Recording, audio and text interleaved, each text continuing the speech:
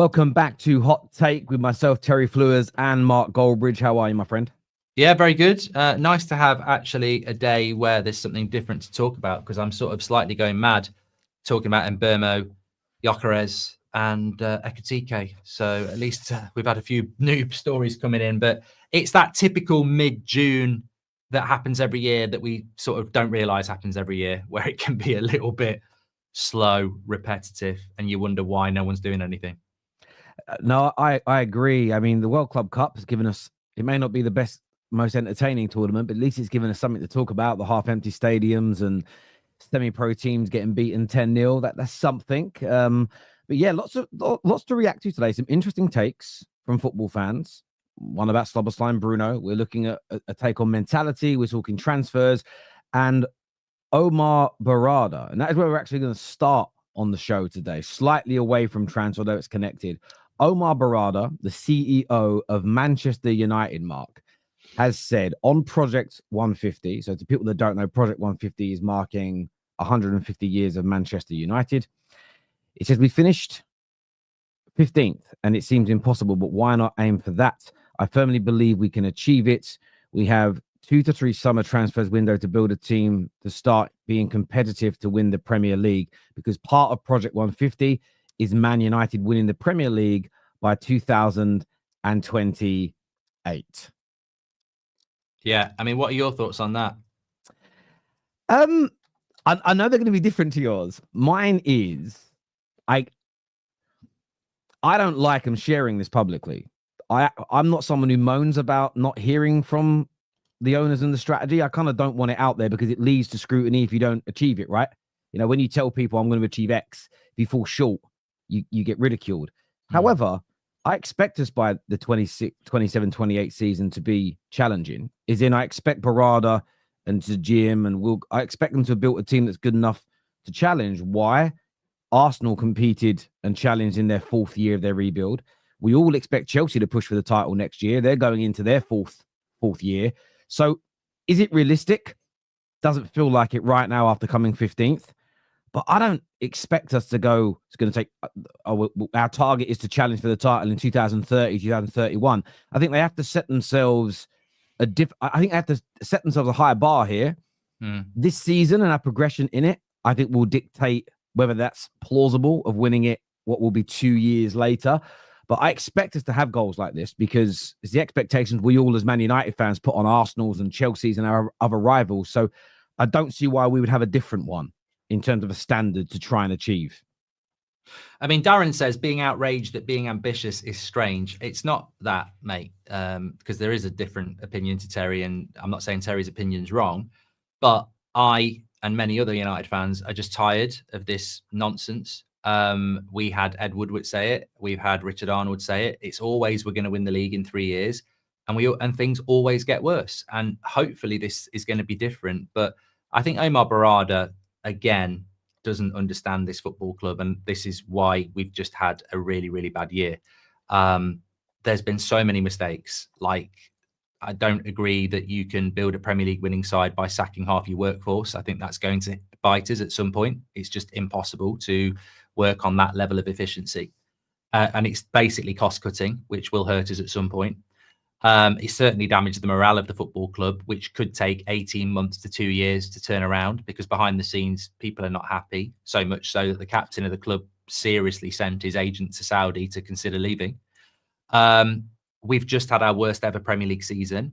We've just been beaten by Spurs in the Europa League final. We are massively in debt.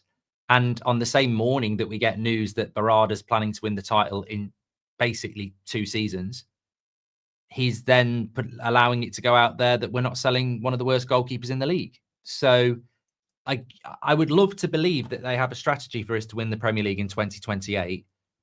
But I've heard it so many times over the last 12 years and things have got worse. And also the last 12 months have been the worst I've known as a Man United fan. So from where we are now, if he can win us the title in 2028, I will be starting a petition for him to have a statue in 2029, because I think he's talking miracles. I would rather actually he would have just sat there and said, I want to win the title in 2028, but it's irrelevant when we've just had a season like we've had. What we should be talking about is what we've got wrong. What we should be doing is putting our hands up and taking accountability and apologising to our loyal supporters for what has happened over the last 12 months. And as CEO, I have to do that. And what I actually want to do is talk about the next 12 months and say that if we're not in the Champions League in 12 months, that is the aim, because that money will then allow us to be more competitive in the summer transfer window next year and help us build towards winning a title, hopefully in 2028 or soon after. But all we ever get, Terry, is in 3 years' time, we're going to win the title. And it's like, look at what's happening at this football club. I'd rather we had like a 6-month or a 12-month strategy rather than basically we've fallen down the mountain. We've broken every bone in our body. We need urgent medical attention. What's your first words? We're going to get back up on the mountain. It's just too big a leap. And I think some people will go, I like the ambition, and that's great. And some people like myself will look at it and go, oh, shut up and start doing what really needs to happen. So this is the thing for me. I want us to have this ambition.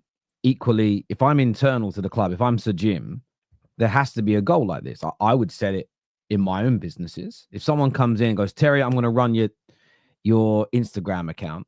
If I'm paying them, say, I don't know, 25 grand a year base salary, I'm setting them a target to go. We're on 40,000 followers. I'm setting them a target. I want to grow by 50,000 a year. Someone said that's over ambitious. I'm like, well, I think that's a good level of growth. It's only 150 new followers a day. I'm going to set a target. If they agree to it, I'm going to hold them to that. If they don't achieve it by a long way, they're gone, as an example. So I think you need targets and you need milestones so that you can hold people to account. Because if it's wishy-washy, if there's no expectation, you can just keep kicking the can down the road. And I actually think, my guess is that is what the internal goings on were like for a long time at the club. It's why Woodward survived 8-9 years after failing without being dismissed, because no CEO should be able to run a club, take us backwards, stop challenging for league titles, waste money on transfers, and then be rewarded with bonuses and shares and pay rises. However, where I agree with you is I don't want this to be public. This is where I think fans do this whole, we need to know what's going on. We don't, because actually the inner goings on and the detail that gives it clarity, you would never want them to share it. You wouldn't do it, would you, Mark? You wouldn't. Me and you wouldn't have an idea about a show and then sit down and tell the world what we're going to do. We'd keep it internal, because there's loads of different reasons as to why. So I do get where you're coming from. I don't want them to speak about any of this. I just want them to do it. I don't want them putting a target on our back, although internally they should have it. So I agree with going public. It's frustrating. It's always words, but he's put it out there now. So at the very least, we've got a yardstick to judge him by. And if we're not anywhere near competing, there can be no excuses, because that's the goal they've set. I want to live in the world that Jamie Jenkins lives in, because he said it's not 2 seasons to win it in 2028. It works out to be 5, which I just want to live in that world. In what way is 2028 5 years? What I meant is you've got next season, 25-26. You've got the second season, 26-27. And in the third season, that's the one you're winning it. So you've got to be winning in August, September to win the title in 28. So it's 2 seasons. Because the third season, you don't win it in May. You win it in the August and the September. So he's got 2 seasons to build a title winning side. Talking out his arse. Well, as Mark here says, has Berrada shot himself in the foot by giving the time frame? Surely he's just signed his resignation for 2028. Well, his quote says, and we'll put it back on the screen for everybody to see, aim is to win the title. What he has said is that we have 2 or 3 summer transfer windows to build a team that is starting to be competitive to win the Premier League. Obviously, the project is to try and win it. And I think, look, if we were in a league title race 27-28, narrowly miss out, I don't think anybody's going to be calling. Yeah, no one's going to be calling for his resignation. But where you're on the point here, Mark, is, and I'm talking Mark, both Marks, is he has put a target on his back. That element I like from a professional standpoint. I look at it as a professional and think, you know what, fair play. You've nailed your flag to the mast. As a United fan, I would rather us move more in silence. I hated when Woodward did the whole, we can do things in the market no one else can. That's what's led to us wasting 300, 400 million, overpaying for players for over a decade. I don't want any of that talk. I don't want any of that kind of conversation publicly. keep it internal, but maintain those standards. And so you get things like this. Terry is Berrada. Is Berrada the owner's mouthpiece? Partly. That's my burner, that is. That's I was typing while you were talking. I just didn't want you to notice. You can't see my arms. My arms are typing. It could be. I mean, yeah, he is to an extent. Of course, he is to an extent because he's employed by them. So he is partly their mouthpiece. But yeah, let's see what happens. At the end of the day, we've said it all along. It's like the redundancies. I think we'll see in 2 years' time. Did we get rid of essential staff to be cheap, or did we get rid of a bloated workforce? I feel the commercial performance... A bit of both, probably. A bit of both. But I just always feel that the commercial performance and the profitability coupled with the more important element of what we do on the pitch. If we play better on the pitch, go up the league, become more competitive, continue to grow the revenues, then we'll know that the redundancies, as cruel as they may seem, were the right thing for the club. But if revenues continue to fall, if efficiencies at the club go down, if we don't improve, then we know it was a massive mistake and people lost their jobs. And look, he's put a target on his back. There's no doubt about it whatsoever on that. I just would say this, though, because a few people talk about it, is that when he says, our plan is to win the title in basically 2 seasons' time, and then we're into one of those 2 or 3 transfer windows where he's got to make that happen, and you're so far behind, you can't be having a summer transfer window like this. Like, you've literally got to get every month of every window has got to be perfect. And already it's not. Like, we still haven't signed Mbeumo. We're on 3rd choice striker, which we don't know who it is, and we're keeping an Arna. That's like, if you want to win the league, you've got to get it right now. And we're still kicking the ball down the road with, Onana's just not good enough. And he's here because we can't sell him. So you can't build towards winning a title in 2 or 3 years' time when you're not getting rid. We always kick the problems down the road. Lindelof was here for 8 years, until. And look, I want to see incomings, but one of the biggest problems at United for a decade has been outgoings. We don't remove players because players are more powerful. And Berrada is not more powerful than Andre. I didn't say this on United stand, so it's an exclusive. Omar Berrada sits there as CEO telling us what's going to happen. Andre Onana's got more power than Omar Berrada in that football club, because everybody knows United don't want Onana in goal, but Onana's decided he's staying and he's got more power than the CEO, who can't remove him. And if you've got a football club that's being run like that, because it doesn't happen at City, it doesn't happen at Chelsea, it doesn't happen at Liverpool, United ain't doing anything until they get control of the football club. And they can sack John from accounts and they can sack Carroll from marketing, but they can't sack players. They can't remove players because the players have got long contracts and big wages. And if they don't want to go, they're not going to go. And that could be Rasmus, that could be Mount, that could be Casemiro. We won't improve when the CEO is not running the ship. The players still run the ship. Yeah, and these are the things that he's got to do. Berrada and Wilcock and Vavell, they've got to find the right targets. They've got to remove players. And I heard something about Sancho the other day. That's obviously he doesn't want to leave without reducing his wages. There is a rumor that I've read that United still have an option to extend his contract. And for me, it's using that power to say, look, you can force a little loan move where we pay half your money, but then we're going to extend. Like, I almost want us to use a little bit of power and say, well, no, we're not going to. I'd almost rather. I know we haven't got a lot of money, but I would almost rather go, do you know what? We're not going to pay you 150 grand a year to go and play for Stuttgart. Do you know what we'll do? We'll extend your contract, right? Or we'll just keep you here. We'll either extend your contract and put you on a loan with an obligation to buy where you've got to agree terms now, or we'll just stick you with the reserves. We won't make you eat your lunch in a car. We won't treat you disrespectfully. You can train and everything else, but we'll just stick you in the reserves. Or I think we need to get a little bit tougher with these players in terms of them just saying, well, if I don't get exactly what I want, I'm just going to damage your prospects in the transfer window. I think if you made an example of a couple of players without being demeaning, if that makes sense. So what we did to him before by making him train with the under 16s, he couldn't go in the dressing room because of his age, making him eat his lunch in the car, that ain't punishment, that's cruelty. But you can just say, well, we're not going to sanction that, so you're going to have a whole year of not playing football. Yes, you get your money, but it ain't good for your career. And do it that way round, and let's see how we get on. I think we've got to try and be stronger. Patrick here says Berrada mentions summer transfer windows, but not January, so we'll be ignoring them again, seems like. I don't know. Potentially. We bought someone in January. We made a lot of good loans. I think he just means years and see. I don't necessarily think it means we won't get anybody there, but that's just me. Good morning, guys. I come late after Mark's live video. Berrada has just signed his death certificate with Onana. Question though, is Mbeumo really any closer from any of Mark's special sources? Do you feel the deal's close? Are you worried potentially that Spurs may come in? I love these special sources because I don't have a special source. I have a source that has been very accurate about stuff from Manchester United. Delap was the priority. We thought we were going to get him. He went to Chelsea because we didn't win the Europa League final. Garnacho is going to leave. Yoro did start in the final. We're not talking to Semenyo. And as of last Sunday, not the Sunday just gone, we were red hot on Gyökeres. So those things are all true. It doesn't mean when they're going to come through. On Mbeumo, I have nothing. And I'll always say that. I've never been told a thing about Mbeumo. I didn't even think Mbeumo was going to happen. I was actually on a flight.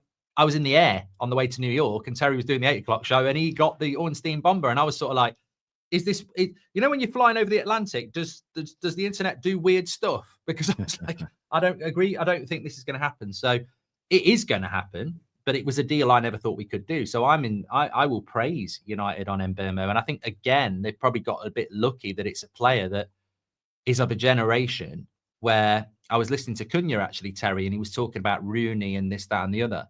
And I think Mbeumo is a similar age. And again, he's in awe of Manchester United. The scary thing is, if we don't start winning titles in the next 3, 5, 10 years, we won't have a Cunha or an Mbeumo in 10 years' time who go, I grew up watching Rooney, because they'll be watching this shit. So we're going to run out of these players that choose Man United because of our history very, very soon. It will happen. And that's why I think we need to pull on that. And people always go, oh, what's your selling points? Well, a selling point to Acuna, he didn't need it to be sold, but you could become that new Rooney. I mean, it's a great bit of footage. I didn't clip it up because I didn't sure it belonged to. But have you seen the footage of him today playing street football in Brazil? Just no. out there in like a cage, just playing street football. You know, when you watch it, and I'm like, I'm so glad we've got a really technically gifted footballer coming in. We need more. We need 5, 6, 7, 8, 9, 10 more. But very, very excited about seeing him in a United shirt. In terms of sources and everything else when it comes to transfers, I'm going to play a clip here from Fabrizio Romano in relation to another player linked to United, linked to Chelsea as well, in Ugo Ekitike. Let's take a listen to Fabrizio. Ugo Ekitike is one of the big topics of this summer transfer window, so let's clarify what's going on right now. First point, Chelsea 2 weeks ago, it was Thursday, from 2 weeks ago, Chelsea called Eintracht to understand the conditions of the Ugo Ekitike deal. The answer from Eintracht was 100 million euros. Chelsea already signed Liam Delap, they have Nico Jackson on the club, and they don't want to pay 100 million euros. So for Chelsea, the only way is price to drop or go on a different player. Then Manchester United. Manchester United spoke to the agents of the player in the last 3 days to be informed on player situation, asking if the player already committed his future to any other club, discussing with Eintracht about the price. So Man United are informed on the player situation, but still very expensive. Also, Ekitike is expensive for Manchester United, so for 100 million euros is seen as a complicated deal. But Man United are in contact with the management of the player. What's your thoughts on this deal? I mean, there's a lot of United fans that love this link.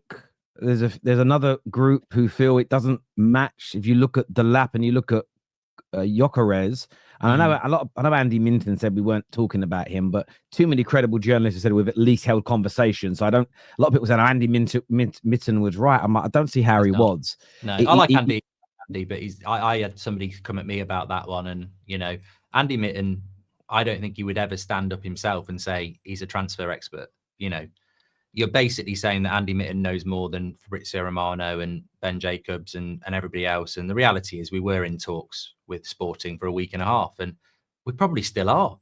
He's just likely to choose Arsenal. But sorry, I was interrupting. No, it's fine. No, that's not at all, mate. I mean, what do you make of the links to Ekitike? We know that Chelsea want him. He's high up on Chelsea's list, but 100 million euros is massive.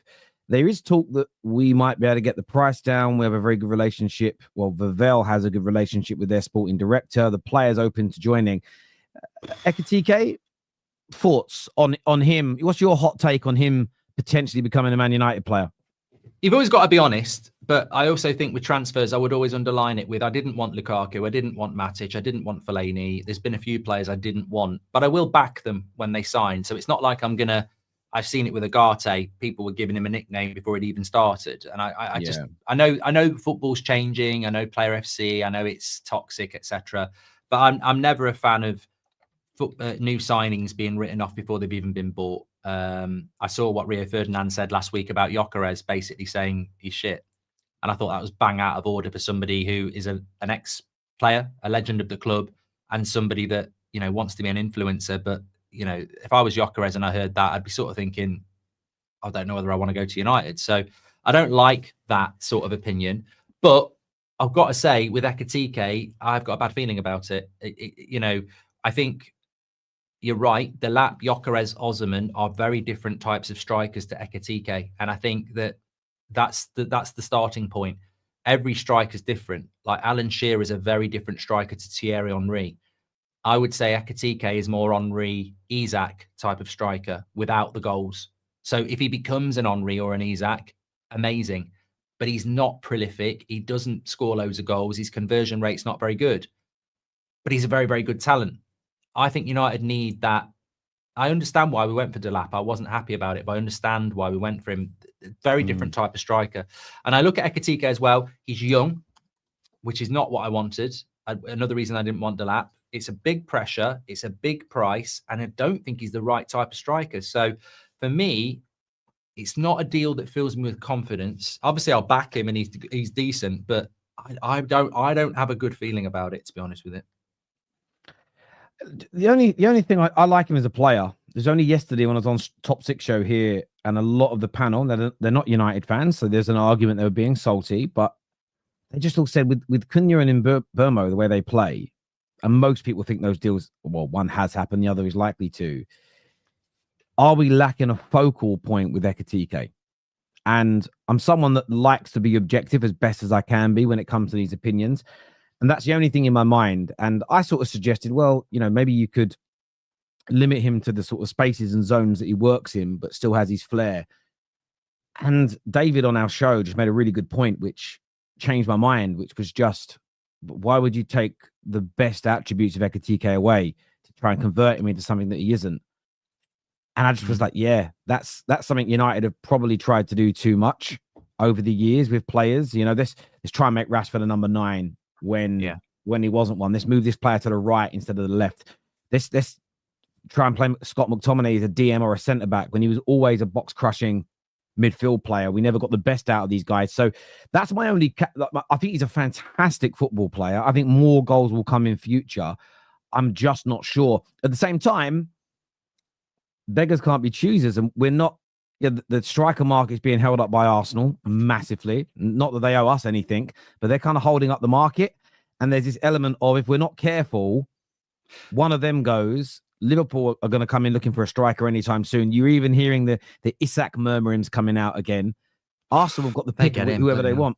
I think Ekitike would suit Newcastle, actually. I think he suits that team. But you're right as well.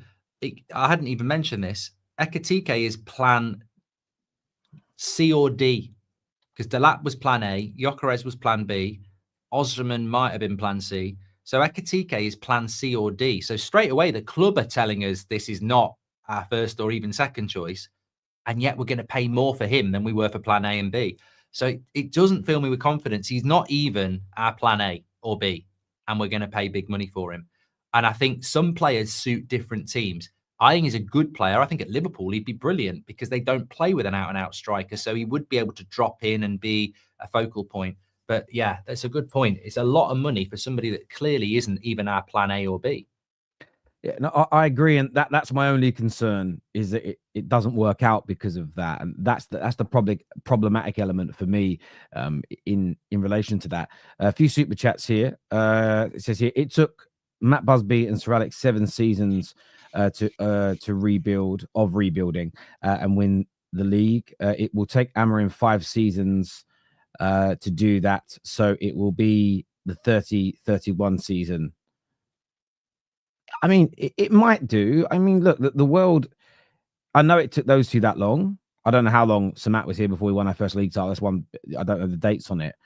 It doesn't always take that long, though, for a club to turn things around. I mean, it depends on when you consider the rebuild. Don't get that rebuilds. long anymore either. Yeah, no, exactly. You often don't get that long, and fans are a big part of that. I mean, there were fans that were calling for Fergie to go, but social media didn't exist, and social media is massive. The media is a million times more intrusive now than it was when it was back then. I mean, at the end of the day, if you didn't pick up a newspaper in the 80s, you didn't know what was going on. Sky Sports News didn't exist. Talk Sport didn't exist. The internet even been invented in the 80s? I don't think so. So unless you bought a newspaper and read it, you didn't know what was being said, you know? And yeah, so for me, I get ya, but I think he's got to do it a little bit quicker than that. International here says, to be fair to Rio, he wasn't that harsh and admitted that his opinion was based on a few games he watched of Gyökeres, so deserves some leeway. Better he just keeps his mouth shut then, isn't it? Well, I don't think Gyökeres is going to take any notice of our opinion, but I think Rio Ferdinand, he might see that clip and, you know, it might turn him off Manchester United. I mean, just say nothing. And if you've only watched him 3 or 4 times and you think he's not physical enough for the Premier League, and I saw the clip, it was a little bit more than that. I just think, you know what? Either be a pundit or be an influencer. And if you're going to be an influencer and say stuff like that, then, you know, I know to be professional. Yeah. Even if I don't like Ekitike, I still know there's a chance he might sign for us. So I'm not going to go, he's a bag of shit, please don't come to the club, he's going to be another flop. I hear that. Why are we so insistent on being so bad? Can someone answer that? Ownership. Very true. Nick P here says Mark's source is Rio. They've been hanging out at the same South London train station together. Is what Nick P says here. Yeah, I bet. In keeping up with Man United, there is a comment that's been trending on the internet. It's been getting great debate. It's a massive hot take. I want to get the viewers. I want to get your views on this, but I want to get Mark's as well. It says here that Szoboszlai is better than any version of Bruno Fernandes. I mean, go on. Obviously not. Obviously not. I mean, I think in football you do have a back catalogue, and it's like saying Yamal's better than Messi. If you're looking at that age, you might have a point, but what Messi's achieved in the game is always going to take him to a different level. And I think it's the same with Szoboszlai. I'm not saying that he can't be better than Bruno. I'm not saying that he isn't potentially better than Bruno. But Bruno has got, in a very poor Man United side, a very, very good back catalogue of performance. He's an infuriating player, 100%. Who would I prefer right now? I think they play in different positions, but so Szoboszlai is not better than. I mean, I have a lot of interaction on That's Football with Liverpool fans, and I speak very fairly about Liverpool, Arsenal, Chelsea, because I don't see why you wouldn't talk like, you know, I just don't see why not. But no, not that. I know loads of Liverpool fans, they wouldn't sit there honestly and say Szoboszlai is better than any version of Bruno. It's inflammatory and it's a bit of fun, I would presume. But maybe we revisit in a year or two. But at the moment, no, Bruno would still rely heavily on his last few years in the Premier League, where, you know, even I'm sometimes amazed on the numbers that he puts in relation to assists and goal contributions. Yeah, I feel like Bruno is one of the most disrespected players in the Premier League. There's so much said about him that isn't true. People go, his leadership's bad. Why? Because Roy Keane said so. Yes, Roy Keane was a great captain, but he was brilliant as a player, brilliant as a captain. Wasn't much cop as a manager. So I'm not. They say things about Bruno that aren't. So much of what Bruno gets stick for isn't even true. Gary Neville started a big proportion of it when he said, "Oh, he's asking to come off when we were getting smashed up by Liverpool." He didn't. Never really got readdressed. It's a bit like, you know, when the newspapers print a fake story and then they get away with writing a little passage on page 37 in the bottom corner to say they made a mistake and they retract it. It's kind of what a lot of pundits do. They make claims. Turns out they're not true. and then they don't make as big a song and a dance about addressing that mistake, if that makes sense. They'll do like a half-hour segment on Bruno being a bad leader because he asked to come off as a sub, but then maybe in passing go, yes, I want to say, yeah, he didn't actually ask to come off. I got that wrong. And then they move on to the next subject. And I always feel that's really disingenuous. The stories that come out of Old Trafford about his leadership and what the players, and this is how I think he's a good leader, it's what the players say about him. Read about what he did for Joshua Zirkzee when Zirkzee was booed off the pitch. How he went into the dressing room, because he was banned himself that game, went into the dressing room, picked his spirits up, got him to come back outside, spent time with him afterwards to help him feel more settled and get him through those moments. And I just think the way he's so, yes, he moans and whinges on the pitch, but no more than 90% of the other players. The difference is the camera always focusing on him and the pundits go, look, he's moaning again. And I just think an agenda has been created against Bruno, which makes a lot of people think it. But as a footballer, the man's class. Szoboszlai is excellent. I quite like Szoboszlai. But Bruno Fernandes, the output he has, again, maybe a bit of an attention-seeking post. But I thought it was a massive hot take to speak about. Speaking of hot takes and breaking news, according to a few reports that have just come out, hang on. Man United have agreed a new one-year deal for Tom Heaton. Listen, I say start him, to be honest. If I still think he's better than Onana, I'm not gonna lie. I still think he's better than Onana. Yeah, we've got a bomber while we're live, exclusive from Fabrizio that he's agreed a new deal. So there, I'm sure United saying going to go live on that breaking news. Yeah, I might go live on that. Can I leave? Might leave altogether if that's our big story of the summer. That's our new goalkeeper. That's who we've got coming in. It says here that Juve have offered Victor Gyökeres a $7 million a year contract to try and beat Arsenal and Manchester United to him. Whether that's true or not, what do you think's going on with this? Because you know, I obviously spoke over the weekend privately about it. I mean, there's been so many massive takes, so many hot takes. Rejected United. Then he only prefers Arsenal. United haven't spoke to him at all, but yet we've been calling him every single day. Fans flip-flopping as to whether or not he can hack it in the Premier League, depending on if they're winning the race or not. Yeah. The Gyökeres story, I mean, when this show's hot takes, it's all about reacting to hot opinions or crazy thoughts from other people. The Gyökeres situation, it may just be the epitome of hot takes at the moment and different narratives. How do you see that going? Do you think he's going to become an Arsenal player? Where's your head at with it? I wish bloody Arsenal would just sign a striker. I feel like I'm an Arsenal fan now. I mean, I'm sure Arsenal fans were saying this all last season, but I know it's only the middle of June and they don't have to do it yet. But it will just solve a few issues in relation to, it will be the domino effect of like, are they getting Gyökeres? Are they getting Šeško? And then things should start moving. I think the weekend was weird. I think this time last week, I was convinced Man United were getting him based on a lot of reasons. And let's not forget, Fabrizio did say at the start of last week, next few days, watch out, Man United and Gyökeres, and United were in daily contact. And it all started on Saturday because the Record put out that Arsenal were going to put a second bid in. And I was on the United side, said absolute bollocks. And then on the evening, Fabrizio goes, he's rejected Man United for Arsenal. And then they all kicked off. And then about 10 o'clock, he put out, he hasn't rejected Arsenal. He just prefers Arsenal. He hasn't rejected Man United. He prefers Arsenal. And then it basically ended up being back where we were 3 weeks ago, where if Arsenal want him, he'll go there because of the Champions League, but he is open to Man United. So you sort of went back where you were and thought, well, what the fuck happened on Saturday? I mean, the fact is the Portuguese reports were never correct. Like Arsenal never put a bid in, so they were wrong. And they contradicted themselves the next day because they then said Arsenal have walked away. They've frozen talks, which they actually haven't either. So I think what Arsenal are doing is they've got a good director of football in Berta. And I think what he does, and Ben Jacobs, who we both work with, had said this, he will line both those deals up and he will not let anybody know which way they're going to go. So personal terms, everything. And then one will get dropped and one they'll move forward on the other. So I feel they want Šeško because that's the player that Arteta wants, but the director of football can pull rank. So they could still go for Gyökeres. And I think Gyökeres would go to Arsenal because of the status of the football club. You can't keep talking the way we were talking about United at the start of the show and then say, well, he should sign for us over Arsenal. I get that. But if they sign Šeško and he wants to come to United, I would sign him. But I don't actually think anything's massively changed. I just think it was a big load of noise at the weekend. That was a big take from you at the weekend, which I went live just after you.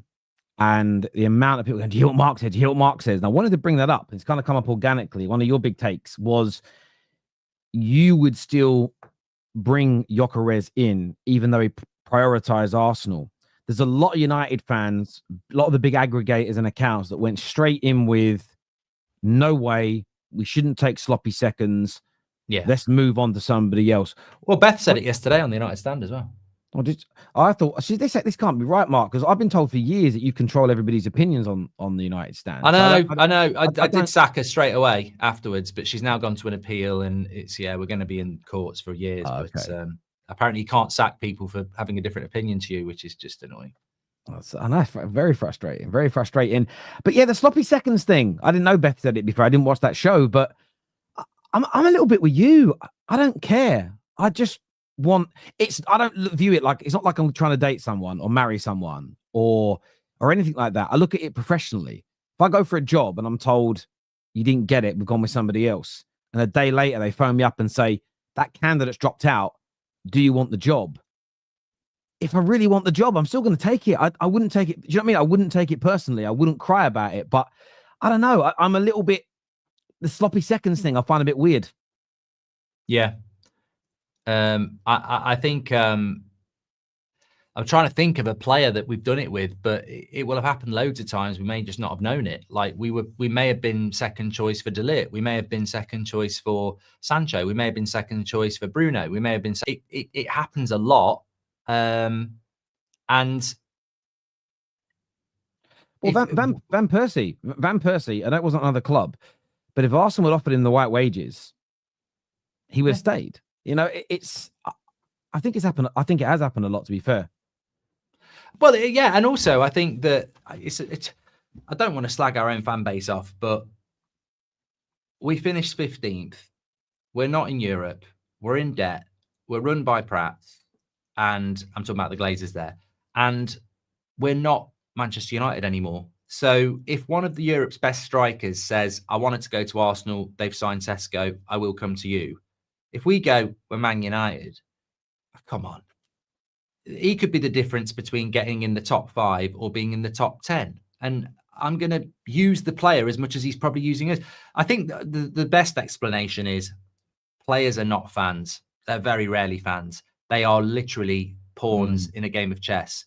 They are paid players. As long as they've got the mentality that they're going to come in and work for you. I mean, if he plays against Arsenal and says, I'm going to score own goals, I ain't signing him. But the reality is, if he's going to come in and he's going to play well, it's Arsenal's loss and it's our gain. I want United to be in a position where we say no to players who would rather go to Arsenal. But where we are at the moment, beggars can't be choosers. And yeah. No, I hear you. I mean, this is maybe Terry, but I think he wanted trophies and we didn't match the ambition. Yes. So, again, it depends which way you want to spin it. But for me, if Arsenal were matching his ambition, he wouldn't have come to Man United, which is because he would have preferred to have stayed at Arsenal. But he didn't. And it's circumstances. Gyökeres might go, right now, I want to go to a team that's challenging for the Prem. But then Arsenal may say, actually, we're going for Šeško. And he said, well, okay, well, I'm going to go Man United. And yeah, they're not in the right place, but I'm going to show you Arsenal. I'm going to go there and try and make them win a major trophy before you. I'm not that worried about it. I want better players. Yes, in an ideal world, you want everybody to want you first. But it isn't always plausible. And this, I want to play a clip here, actually. It's about Šeško and Gyökeres. This is from the Arsenal podcast, Arsenal Vision, very popular podcast in the Arsenal community, comparing the two based on mentality, which I also think is interesting here, because if Arsenal go for Šeško and this story is true, this is why I'm not too worried about sloppy seconds. Let's take a little listen. Hopefully it loads. It's something that I heard a little while ago, so it was hot news then, but it's not so hot today, so I'll share it with people.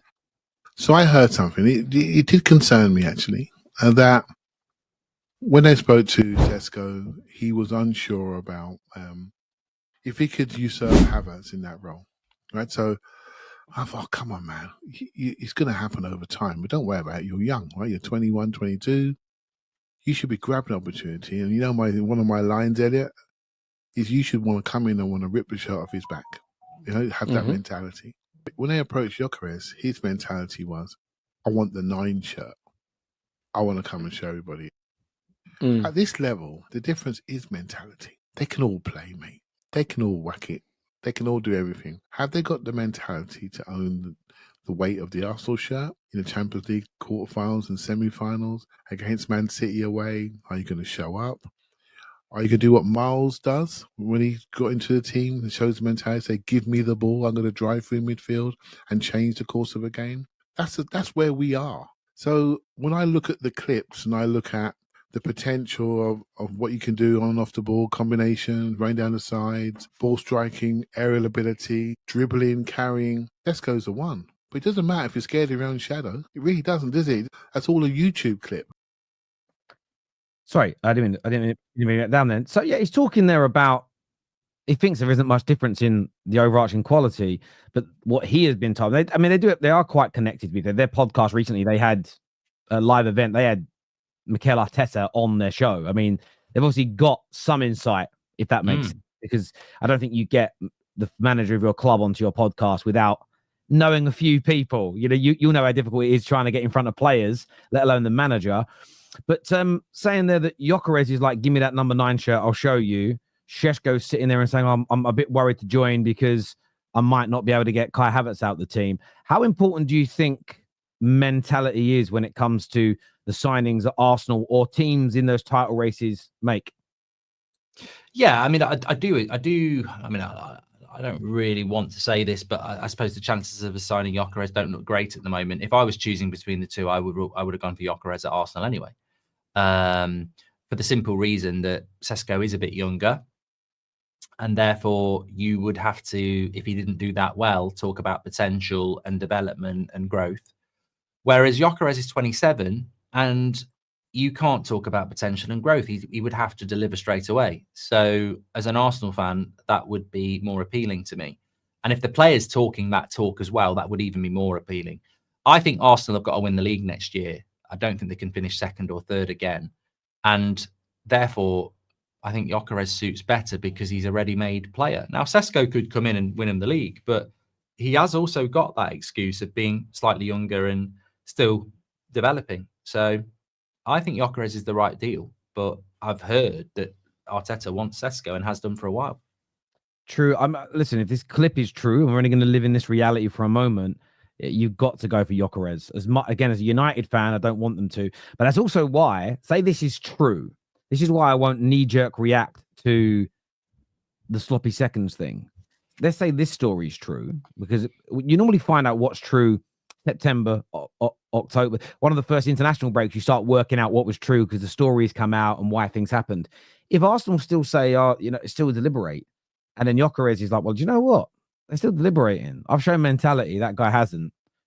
Maybe I'll try somewhere else that wants my mentality. I'm up for signing it.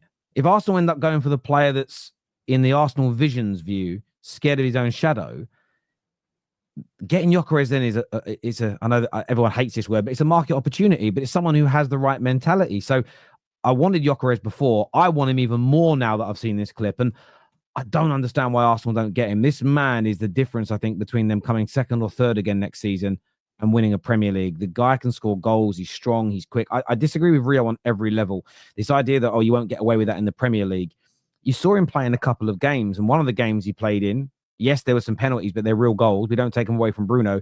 The man scored a hat-trick against the Premier League champions and should have scored an earlier goal as well, but that went for an audacious chip instead of just finishing it, which shows his confidence. And yeah, for me, he should have scored 4 goals in that game, and that's up against Manchester City. He's a very good player. Even against Arsenal, when Arsenal battered Sporting, he still gave their defenders a really tough game, almost scored a brilliant goal, just went wide. There's an excellent player in there. Listen, my hot take is go for Gyökeres and put yourself further in that title race. This here says Vardy is better than Gyökeres anyway and Prem proven. That's a lukewarm take, bruv. That's rage bait and it didn't work. United are sleazy car salesmen, lost cause. Okay. Cheers, bro. I don't know what to say to that. Thank you, J Law, for gifting out a membership to one of our viewers. I appreciate that a lot. Gaz here says Gyökeres was plan B, but when United was his plan B, that's not acceptable. And now he isn't wanted. Ironic and hypocritical. I didn't even think of that, Gaz. Such a great point. And we do this a lot of fans, don't we, Mark? We do this thing of loyalty matters. Great point. we're getting rid of 4 academy players that aren't good enough. Well, they ain't good enough. Hang on, what about the loyalty? They've been here since they were 8. We're just kicking them out of the club after 10 years. If you were just always loyal, you'd have a reserve team with 500 players in it because you could never get rid of an academy player. We don't care when our clubs are disloyal if we improve as a team. None of us give a damn. No one. The season after Paul Pogba left and Nick Powell scored that opening goal, I think it was against Wigan, and we went on to win the league. Nobody was like, oh, but we got rid of Pogba. Years later, we moaned when there was holes in the team, but no one cared by and large, no one cared in the short term because we were still winning, and loyalty doesn't really matter to fans. It only matters when it hurts you at the end of the day. It really, really does. Ishak, your friends are like that, especially when it comes to a girl in the friends group. She dates a guy for a month and then breaks up with him and he gets upset. Everyone goes, yeah, but you got to be happy. You got to be happy. Yeah, if it's the other way around, it's like, oh, he's so out of order for upsetting you. I mean, we do it in life, don't we? Ishak and Fofana to Liverpool gaining pace. How, if they end up with Malek Fofana and Ishak Liverpool, I mean, there's almost no excuse not to win the treble. I mean, I don't know where the Ishak story's coming from. Obviously, I think Liverpool would move to get him if they could. But I don't see Newcastle wanting or allowing that happening. But if they did get him, then it'd be a bit like Šeško and Gyökeres going to Arsenal, you know. And I do think we are moving into that world. I do think that the way that the Champions League's going, the volume of games, look at the Club World Cup, I think clubs are going to just start assembling 20-player squads. Not bench players, like 20 top players. We're going to start seeing super squads because there's too many games. And if you want to win the Champions League and the Premier League, you can't really do it with 14, 15 players. So this is where clubs like Manchester United could fall further behind not being in Europe, because the revenues from being in the Champions League allow you to then, maybe you can buy a Wirtz, an Isak, a Frimpong, a Gyökeres, and a Fofana in one summer, and then do it again, and then do it again. And you end up with like 20 players that you are competing in across multiple leagues. I mean, the Champions League is basically a league now. The Premier League, you've got domestic trophies. There's more than enough football. Listen, I get where you're coming from. I was actually looking at this the other day. I looked at the last 25 years. If you look at the teams that win the Champions League, it's all the rich clubs, the rich English clubs, the 2 big boys in Spain, the one giant club in Germany, PSG are now in that list. Obviously, Inter won it in that period. You actually go through it, and I think there's only like 9 different teams have won it in 25 years. And you actually go over the last 30, 40 years, it isn't too dissimilar. It's not like the sort of 50s, 60s, 70s, 80s where there was quite you had like Liverpool and Milan and Real Madrid in the 50s that kind of won it in like quite a few in a short spurts, but there was a massive dichotomy of teams that won it from different nations. Now it isn't even just nations, it's the rich. If you actually look at the KPMG rich list, the top 10 clubs in the world in terms of income, and then you look at the Champions League winners of the last 25 years, it's basically those football clubs, barring Tottenham and Arsenal on that list, but they're in the Champions League. And I just think that that's the way it's going. So I wouldn't be surprised to see Liverpool do this, because it's how the super rich teams operate. And though there's like 8 or 9 of those clubs, they theoretically could afford to accumulate all the talent into their squads, especially with things like the Club World Cup happening and the money that's then pumped into that, especially if you go far. And look, every single one of the big European clubs should be in those quarterfinals. There should be almost no reason for them not to be somewhere near those quarterfinals, because the standard's massively different. On Arsenal, obviously you've seen the news this morning about Nico Williams. Supposedly he's agreed personal terms, according to Santi, with Barcelona. A big report today coming out that Rodrygo ended the European season unhappy, that there's a lot of talk about Arsenal keeping a close eye on this situation. But the big take from Arsenal fans, Mark, is go all in for him. Sane's gone to Galatasaray. Nico Williams, who was their number 1 target for a long time, is now gone. Arsenal fans online feel like they're running out of options. So they're essentially saying, make him a big financial offer, make Real Madrid a big offer. Do you think that's the right thing for Arsenal to do now, to go all in for Rodrygo for that left-hand side of their midfield? I think it feeds into the last point, really. Last season, Arsenal decided not to get a striker, and they didn't win the league because of it, because Liverpool came through. If Arsenal decide not to get the winger in because they don't get Nico Williams, then and they fail next season, then that will be on whoever's making those decisions.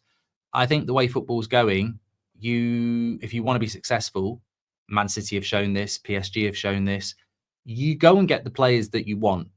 Because if you don't get them and you don't win, then the reason is going to be staring you in the face.